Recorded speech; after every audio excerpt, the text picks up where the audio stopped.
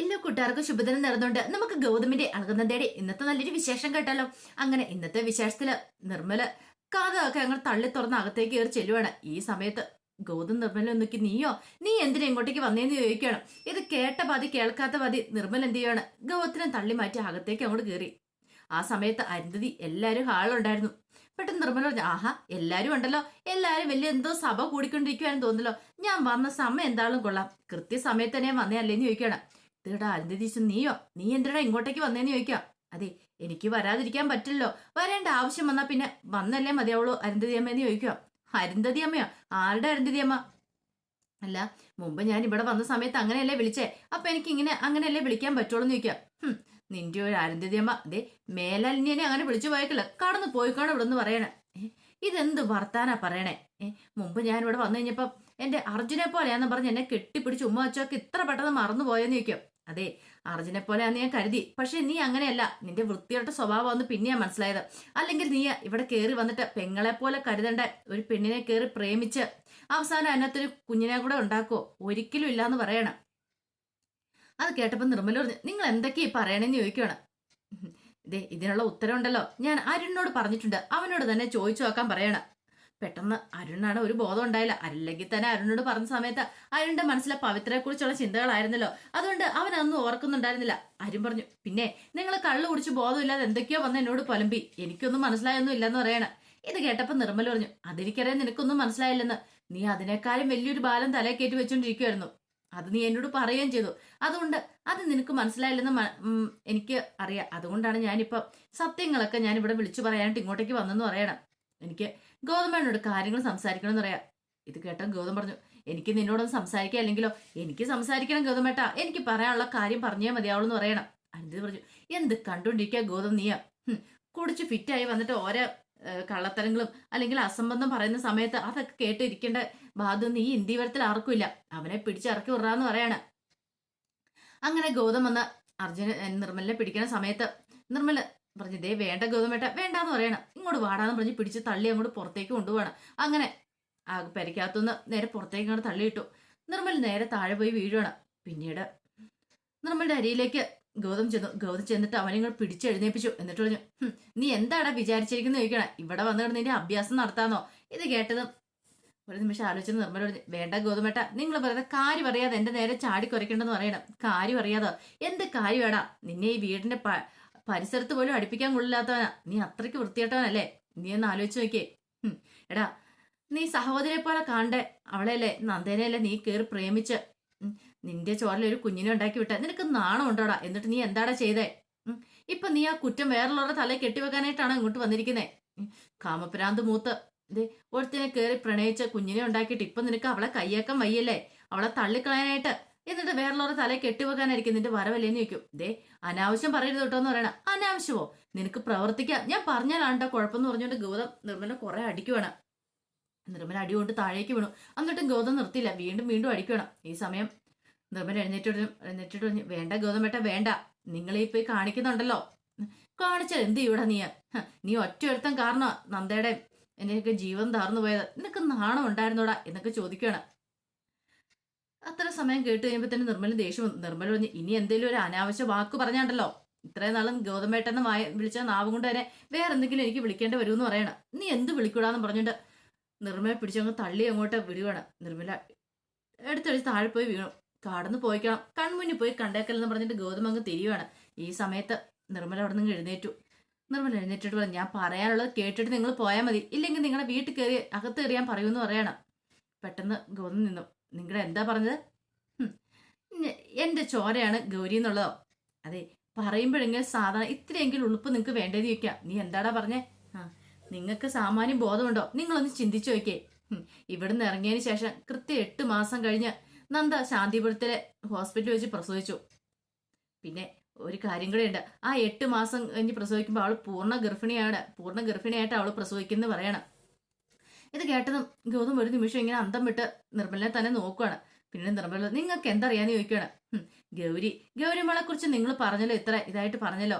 ഗൗരി എന്നെ വിളിക്കണ എന്താണെന്നറിയോ? അങ്കിളെന്നാ വിളിക്കുന്നത്. അങ്കിൾ എന്ന് പറഞ്ഞാൽ മാമൻ എന്ന് പറഞ്ഞാൽ അമ്മാവൻ, അതായത് അമ്മയുടെ സഹോദരന്. ആ ഒരു രീതിയിൽ ഗൗരി എന്നെ കാണുന്നേ.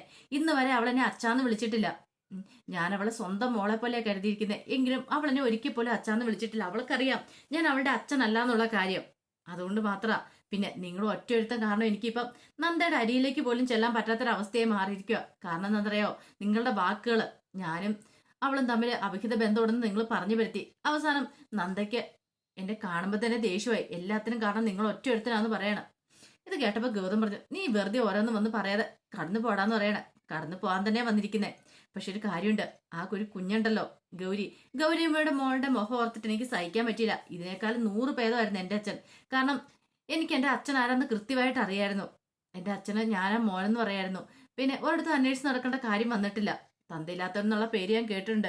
പക്ഷെ എന്ന് പറഞ്ഞാലും എനിക്ക് എൻ്റെ അച്ഛൻ ആരാന്ന് എനിക്ക് നെഞ്ചി കൈവച്ച് പറയാനായിട്ട് സാധിക്കുമായിരുന്നു. അച്ഛൻ എന്നെ അറിയായിരുന്നു. അപ്പൊ അതുകൊണ്ട് എനിക്ക് അങ്ങനത്തെ ഒരു കുഴപ്പമില്ലായിരുന്നു. പക്ഷെ അതിനേക്കാളും വലിയ അവസ്ഥകളിലൂടെ ഗൗരി കടന്നു പോയിക്കൊണ്ടിരിക്കുന്നത് അറിയാവോ. പാവം, സ്വന്തം അച്ഛൻ കൺമുന്നിലുണ്ടായിട്ടും അവൾക്ക് അച്ഛൻ ആരാന്ന് അറിയത്തില്ലാതെ അവന് നടക്കുക. അവൾ കഴിഞ്ഞ ദിവസം കണ്ടില്ലായിരുന്നോ പറഞ്ഞേ, ആ അനുമോദന ചടങ്ങിലേ പറഞ്ഞത്. എൻ്റെ കണ്ണ് നിറഞ്ഞുപോയി.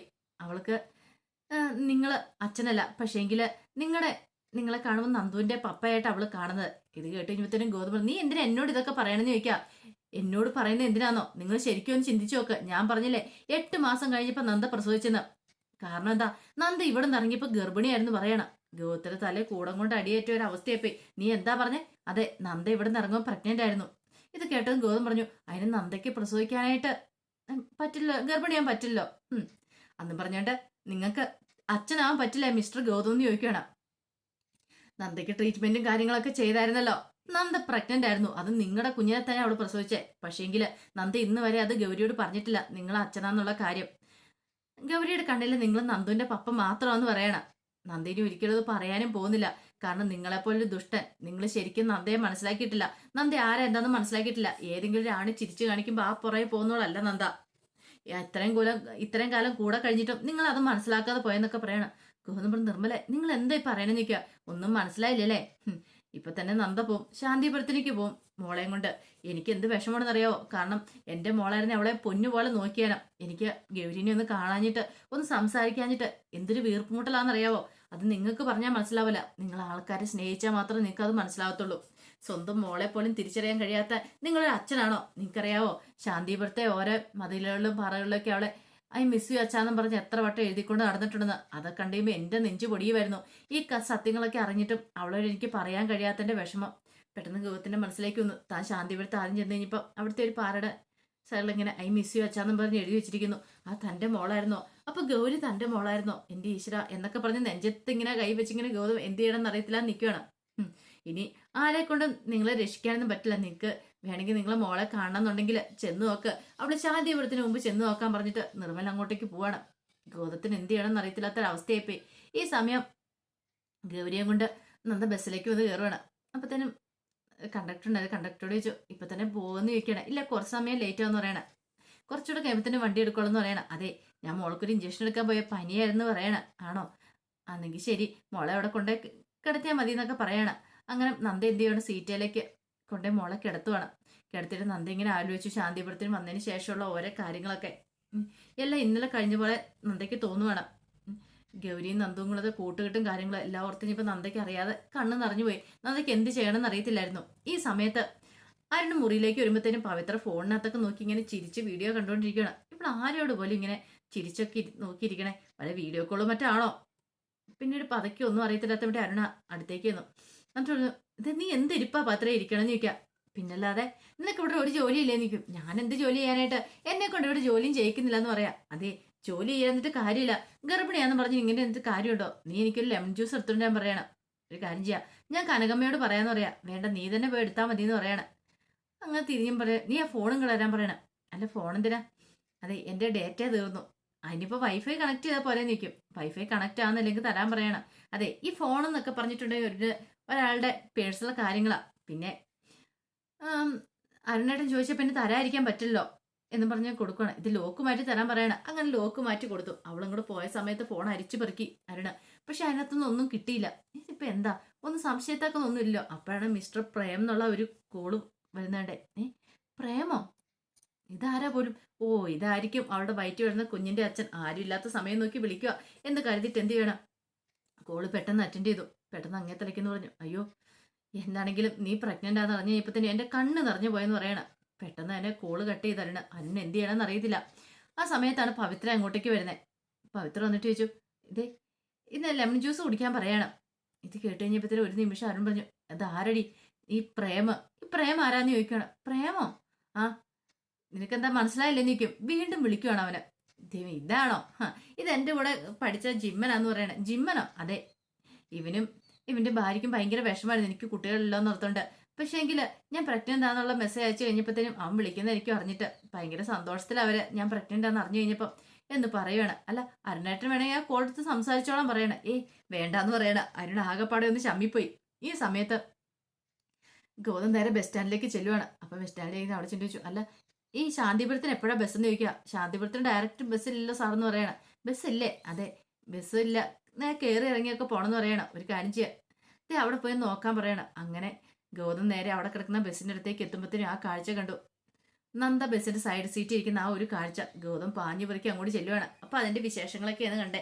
ഇതിന്റെ ബാക്കി വിശേഷങ്ങളുമായിട്ട് വൈകുന്നേരത്തെ പ്രമോയി വരാട്ടോ. ഒരിക്കൽ കൂടി എല്ലാവർക്കും ശുഭദിനം നേർന്നുകൊണ്ട് നിർത്തുന്ന